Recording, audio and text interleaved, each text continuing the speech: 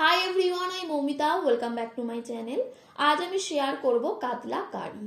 তো এর জন্য প্রথমে আমি মাছগুলোকে ভেজে নেব।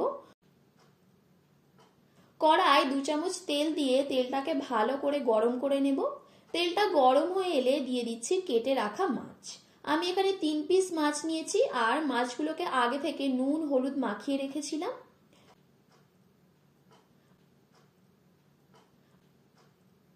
এবার এগুলোকে এপিট ওপিট করে ভালো করে ভেজে তুলে নেব। এরপরই একই তেলের মধ্যে দিয়ে দিচ্ছি একটা শুকনো লঙ্কা আর হাফ চা চামচ গোটা জিরে। এরপর দিয়ে দেব একটা কুচানো পেঁয়াজ। পেঁয়াজটাকে একটু ব্রাউন করে ভেজে নেব 2 থেকে 3 মিনিট। ভাজা হয়ে গেলে দিয়ে দিচ্ছি 1 চা চামচ গ্রেট করা আদা রসুন। আদা রসুনটাকেও 2 মিনিট ভালো করে ভেজে নেব। এরপর দিয়ে দেব একটা টমেটো। টমেটোটাকে ছোট ছোট করে কুচিয়ে নিয়েছি। এর সাথেই দিয়ে দিচ্ছি হাফ চা চামচ নুন। নুনের সাথে টমেটোটাকে ভালো করে মিশিয়ে নেব।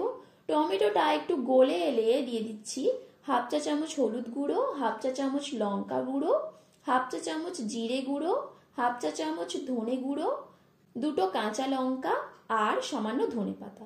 এবার সামান্য একটু জল দিয়ে মশলাটাকে ভালো করে কষে নেব, গ্যাসের ফ্লেমটাকে লোতে রেখে। এবার মশলা থেকে তেলটা ছেড়ে দিলে দিয়ে দিচ্ছি হাফ কাপ জল। এগুলোকে ভালো করে মিশিয়ে নেব। এরপর জলটা ফুটে এলে দিয়ে দেব ভেজে রাখা মাছ। ঝোলের সাথে মাছটাকে ভালো করে ফুটিয়ে নেব, গ্যাসের ফ্লেমটাকে হাইতে রেখে।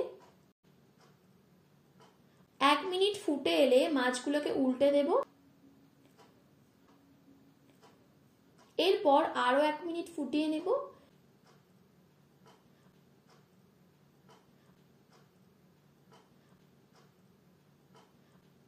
ঝোলটা একটু ঘন হয়ে এলে নামিয়ে নেব।